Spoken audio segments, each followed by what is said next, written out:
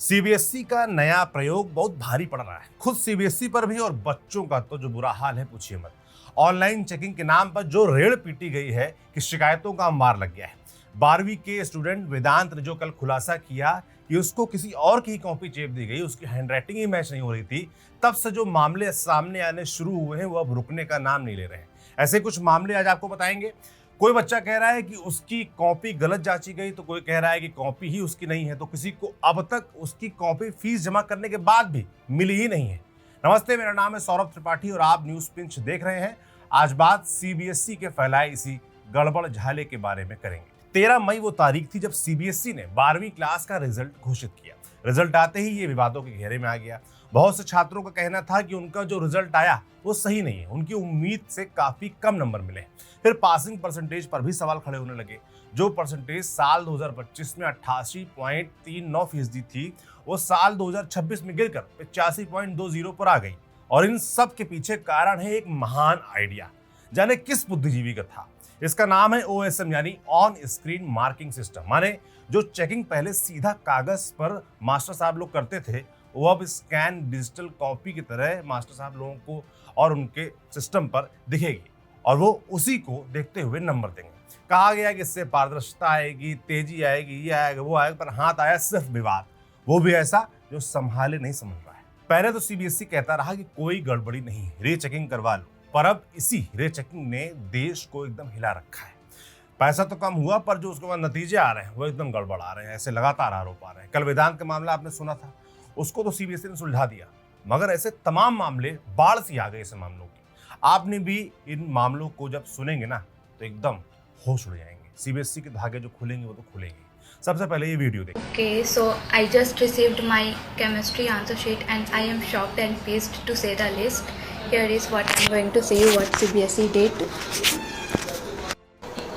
As you can see, this is my answer sheet and the answers are marked go as A, B, A, C, B. And in the marking scheme also given by CBSE, it is A, B, A, C, B. But as you can see, only 2 of my answers are correct, followed by in this page also all my answers are correct and only one answer is marked here correct, and that is not it. You can go ahead and see this logo is almost printed in all of my papers, even when the question number is correct. Not to mention the first page here, it shows that I have not attempted all these questions when I have clearly attempted them all. इस video में दिख रहे दावों को देखिए साफ कहा जा सकता है कि एमसीक्यूज की चेकिंग में बड़ी गड़बड़ी हुई है। वीडियो में बच्ची साफ साफ कहती दिख रही है कि मार्किंग स्कीम के हिसाब से सेक्शन ए के सभी 16 एमसीक्यूज उसने सही किए थे, लेकिन सीबीएसई ने उसे सिर्फ 3 मार्क्स दिए। साथ ही बाकी के सारे सेक्शंस में भी उसने सही आंसर्स को 0 मार्क्स दिए गए उसके, जबकि आंसर्स मार्किंग स्कीम से मैच कर रहे थे। उस बच्चे ने यह भी बताया कि उसकी क्वेश्चन वाइज मार्क समरी में भी गड़बड़ है, जहां पर कई क्वेश्चंस को नॉट अटेम्प्टेड बताया गया, जबकि उसने वो क्वेश्चंस अटेम्प्ट किए हैं। अब दूसरा केस बताते हैं। गीतू मोजा नाम की एक महिला ने अपने सोशल मीडिया एक्स अकाउंट पर पोस्ट करते हुए लिखा कि आखिरकार मेरी बेटी को 4 आंसर शीट की स्कैन कॉपी मिल गई और हमें हैरानी हुई कि एक डॉक्यूमेंट से पेज नंबर 22 गायब है। इसके अलावा कई ऐसे जवाबों के लिए भी मार्क्स नहीं दिए गए जो ऑफिशियल आंसर की से बिल्कुल मेल खाते हैं, और ये सिर्फ एक पेपर तक ही सीमित नहीं है। यही दिक्कत कई सब्जेक्ट्स में आ रही है। उन्होंने अथॉरिटीज पर भी निशाना साधते हुए लिखा, ये कोई छोटी एडमिनिस्ट्रेटिव गलती नहीं है, ये हजारों स्टूडेंट्स के करियर, मेंटल हेल्थ और भविष्य के साथ खिलवाड़ है। जो बच्चे अब तैयारी कर रहे थे कि यूनिवर्सिटी में जाएंगे, कुछ और तैयारी करेंगे, आगे का देखेंगे, वो बेचारे उलझे हुए हैं अपने रिजल्ट को लेकर, और इसमें कितना उनका नुकसान होगा इसकी कल्पना आप नहीं कर सकते। जाहिर है ये एक माँ का दर्द है जो उसके बच्चे के भविष्य से हो रहे खिलवाड़ के बाद छलक उठा, और छलके भी क्यों ना। अगर किसी का बच्चा दिन रात मेहनत करके परीक्षा दे और बदले में उसको ऐसा रिजल्ट मिले, इसका वो हकदार नहीं है, तो कौन दुखी नहीं होगा। खैर, आगे बढ़ते हैं। देखिए, रॉन्ग इवैल्यूएशन के दावों के साथ साथ छात्रों को एक और बड़ी समस्या का सामना करना पड़ रहा है, वो है अपनी कॉपी ही ना मिल पाना। एक दो नहीं बल्कि कई ऐसे केसेस सामने आए हैं जिनमें ये देखा गया है कि या तो पोर्टल ठीक से काम नहीं कर रहा है, और अगर काम कर भी रहा है तो छात्रों को फीस सबमिट करने के बाद भी उनको उनकी कॉपी रिसीव ही नहीं हो रही है। देखिएगा, एक छात्र जिसका नाम अनिमेश घोष है, उन्होंने अपने एक्स पर पोस्ट डालते हुए लिखा, डियर सीबीएसई, मैं अनिमेश घोष हूँ, क्लास 12वीं का स्टूडेंट हूँ। मैंने अपने स्कैन्ड आंसर शीट के लिए अप्लाई किया था और 200 रुपये पे किए थे, लेकिन मुझे अभी तक वो नहीं मिली है। मुझे पक्का यकीन है कि मेरे वैल्यूएशन में कोई दिक्कत हो सकती है और स्कैन कॉपी के बिना मैं अपने आंसर वेरीफाई नहीं कर सकता। अब जरा सोचिए कि छात्रों को कितना यकीन है इस बात पर कि उनकी कॉपी में गड़बड़ हुई है। चाहे कॉपी उनके पास पहुंची हो या ना पहुंची हो, पर उनका कन्विक्शन ही काफी है ये समझने के लिए कि छात्रों के अंदर कितना असंतोष है सीबीएसई की इस नई चेकिंग प्रणाली को लेकर। बड़ी मेहनत से ये अर्जित किया है सीबीएसई वालों ने, उनको खूब बधाई। अब जरा एक और वीडियो देखिए। तो भाई मैंने अपनी एक कॉपी सीबीएसई से मंगाई थी। ये देखो, यहाँ तो मेरी हैंड राइटिंग है। सीबीएसई से मेरे को भी ये कॉपी मिली है मेरी। यहाँ तो मेरी हैंड राइटिंग है और ऊपर मार्क्स भी 33 मिले हैं मेरे को बस, जबकि मैंने पूरा पेपर करा था। और अभी जब मैं पेपर चेक करने लगा तो देखा कि इसमें तो मेरी हैंड राइटिंग है ही नहीं।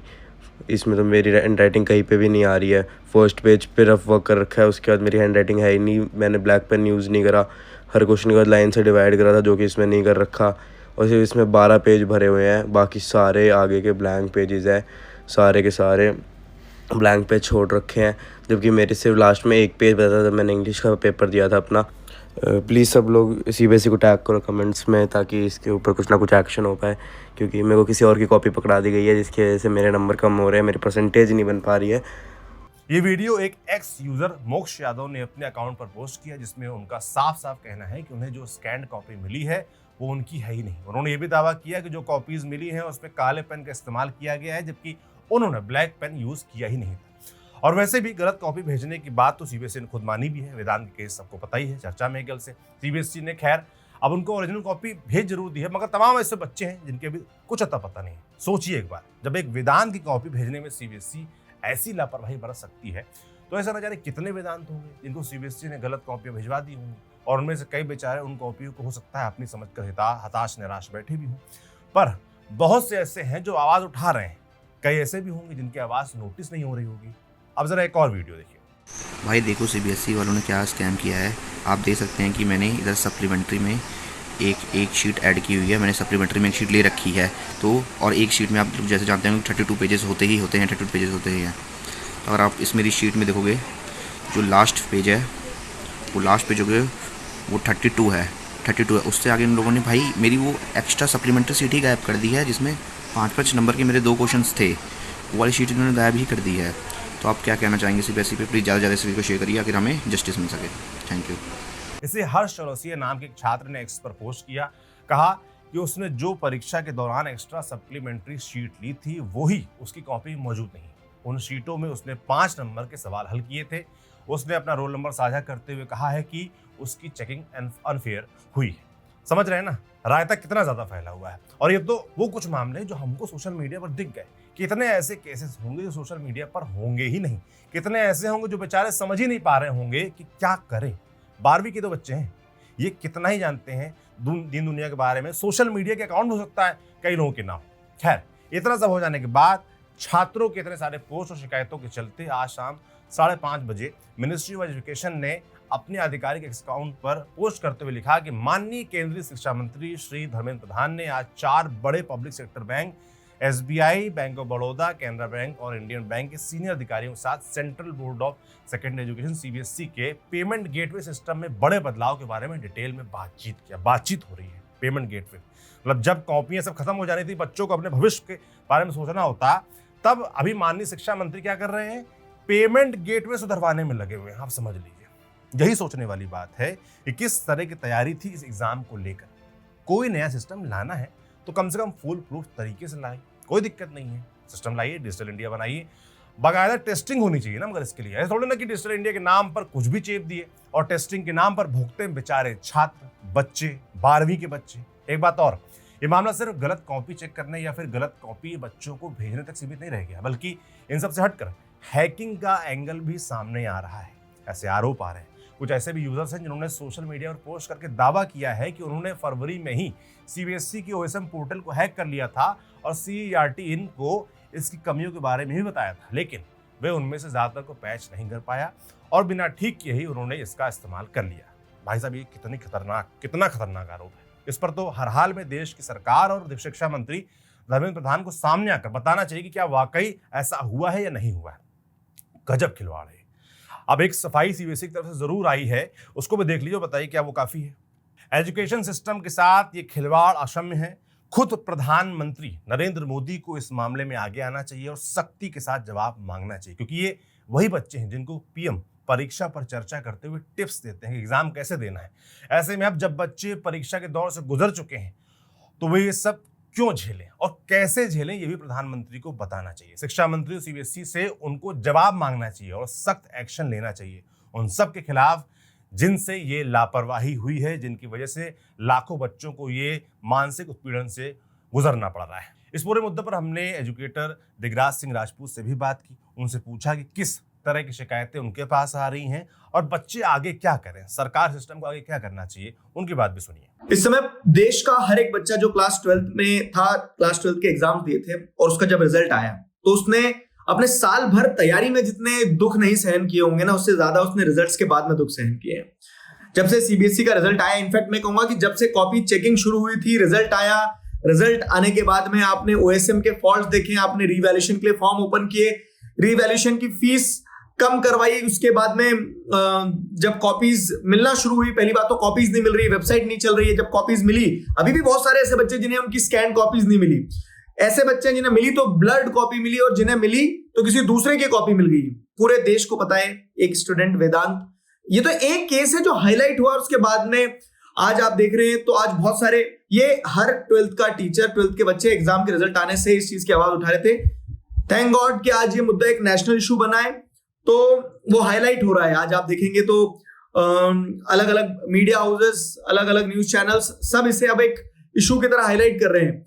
लेकिन पॉइंट ये है कि सारी चीजें, एक इशू है, एक नेशनल इशू है, एक राजनीति है, ये पार्टी है, ये इंस्टीट्यूशन है, इन सबसे ऊपर ये है कि वो बच्चा है और उस बच्चे का भविष्य है। तो एक टीचर होते हुए मुझे ये समझ में आ रहा है कि अब आगे क्या कर सकते हैं। जैसे वेदांत का एक केस है, लेकिन ऐसे कई केस है। मैं अपने स्टूडेंट्स को जानता हूं जिनके रिजल्ट में कुछ नंबर है, स्कैन कॉपीज के हिसाब से टोटल कुछ और आ रहा है और एक्चुअल में उन्हें नंबर कुछ और दिए जा रहे हैं। इतने ब्लंडर्स हैं। इनफैक्ट एक श्रेया उत्कल करके केस है जहां पे उस श्रेया उत्कल करके एक बच्ची है, उसके एक्स्ट्रा शीट्स जो उसने ऐड करे थे वो गायब हो गए स्कैन कॉपी में से। तो ऑब्वियस है कि अब उसके नंबर कम थे और वो सरप्राइज थी कि इतने कम नंबर हो ही नहीं सकते। उसने 8 एक्स्ट्रा शीट्स ली थी, लेकिन वो स्कैन कॉपीज में आई नहीं, कभी चेक नहीं हुई है, वो कहां है किसी को नहीं पता। तो अब वही सोल्यूशन क्या हो सकता है? तो सोल्यूशन ये हो सकता है कि सारे बच्चों को जिनको जहां जहां प्रॉब्लम आई थी वो से हाईलाइट करें। हाईलाइट कैसे करें? आप गवर्नमेंट की मतलब सीबीएसई की वेबसाइट पे जाए, वहां पे info.cbse@gov.in, वहां पे अपना इशू हाईलाइट करें। सोशल मीडिया पर, इंस्टाग्राम पर, फेसबुक पर टैग करें सीबीएसई को, सीबीएसई के ऑफिशियल्स को, और अपनी प्रॉब्लम्स बताएं। क्योंकि हमें तो जो 5 प्रॉब्लम हाईलाइट हो रही है नेशनल लेवल पे, उन्हीं के बारे में पता चल रहा है, लेकिन कितने ही बच्चे हैं, कितनी परेशानियां हैं। अब गवर्नमेंट से ये रिक्वेस्ट है कि आप एक एक करके सारे इश्यूज को रिजॉल्व करें, इसको सीरियसनेस के साथ देखें। इंस्टीट्यूशंस जैसे सीबीएसई है तो वो ये फिक्स करे कि बेसिक कम्युनिकेशन और बेसिक आपके तरफ से आंसरिंग हो पाए। ग्रेस मार्क्स का एक मुद्दा जो बच्चे उठा रहे हैं, तो ये ग्रेस मार्क्स कितना वाइबल है यहाँ पे, उस पर एक बार रीथिंक किया जाए। क्योंकि फिर से कॉपीज चेक करना, और अगर आप रीवैल्यूएशन की कॉपीज चेक कर रहे हो एएसएम से, तो कितना इफेक्टिव होगा, वो अगेन एक लूप है। प्लीज इस पे कुछ अर्जेंट एक्शन होना चाहिए। आपका इस पूरे मुद्दे पर क्या सोचना है, कमेंट में लिखकर जरूर बताएं। हमसे कोई बात छूट गई हो तो भी कमेंट में लिखकर जरूर बताएं। इस पूरी कॉपी को लिखा था हमारे साथी तरुण ने, मैं सौरभ त्रिपाठी हूं, कैमरे के पीछे ऋषि हैं। धन्यवाद।